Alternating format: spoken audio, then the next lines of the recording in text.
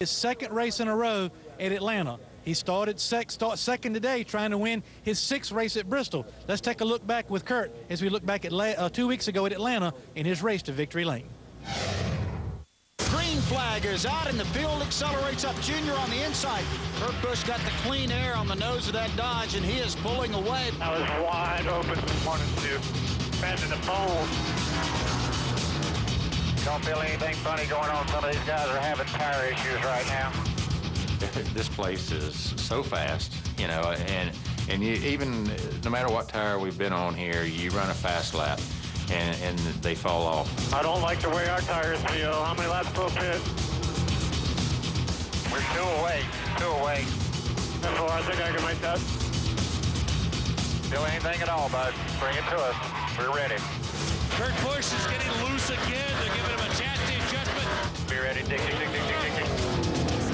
Straight out, bud. Straight out. 4100, 41. Ossport Woods. And the 99 has turned over Brad Keselowski. And we have a caution. The green, white, checker stuff, I thought that we had it covered when we got the lead there and came off 4. I thought that we were going to get the white flag, and then those guys started wrecking behind us, and we had to do it again. A few years back, we'd already be wearing champagne. Here is Kurt Busch out of turn number 4. In double overtime, he will win for the 3rd time here at the Atlanta Motor Speedway. You know, he did an awesome job. You can't do anything about it. It used to make me sick on my stomach to get in those situations, but now, you know, you've done your part, and as a team, you know, the guys on pit road, the guys behind the wall, yourself, and you got confidence in your driver to get it done, and I felt that way today that we were going to win this race. Well, Kurt, I know we got a big race today at Bristol, but let's take a look back at Atlanta. A big win for you and your race team. You started out on Friday, and we talked about it. Weren't very happy with your race car, but you and Steve Addington seem to have that communication that it's not over until lap 500. That's right. You got to keep digging hard. And what I liked best about last week was it wasn't a race-winning car early on, and Steve gave me good adjustments throughout the day. And there was times where we just had to cross over that bridge of, hey, let me explain this to you. You explain this to me, and it worked out. So keeping on top of the adjustments is the biggest thing in Cup racing right now, and that was a weak spot we had last year. So it was great to work through that and get our Miller Lite Dodge to victory lane. And it's not as if these races are hard enough to win as it is. Then we got the green, white checkers and the restarts and all that.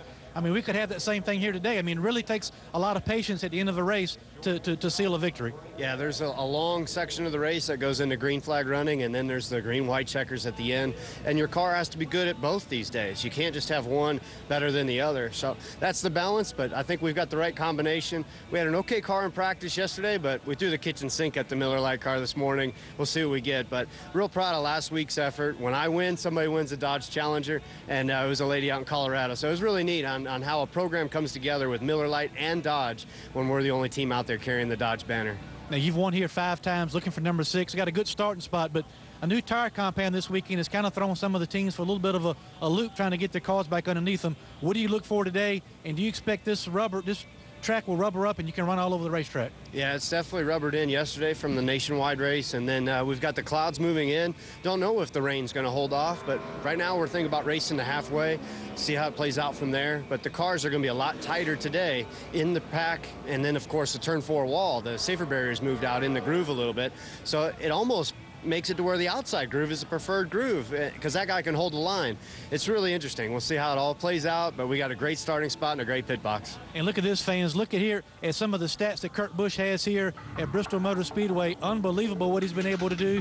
5 wins, 10 top 10s in his starts here, led over 500 laps, and unbelievable stats here. And this is a place, so much stuff is unpredictable, so I guess the best place to be is out front. Just stay there. Well, you just got to let it roll off your back when things start happening. You can't get too excited, can't get upset or hold a grudge against somebody too long. Well, me and Jimmy Spencer had our grudge for a while, but hey, it's really about how you balance your car out, and you have to look ahead. You have to absorb the wrecks if they're coming towards you, and know to move left or right, get on the brakes, but not get hit from behind. So a lot of luck is involved. I can't say that I have to say I've had my share of luck, so it's good when you have the luck on your side and a chance to go to victory lane.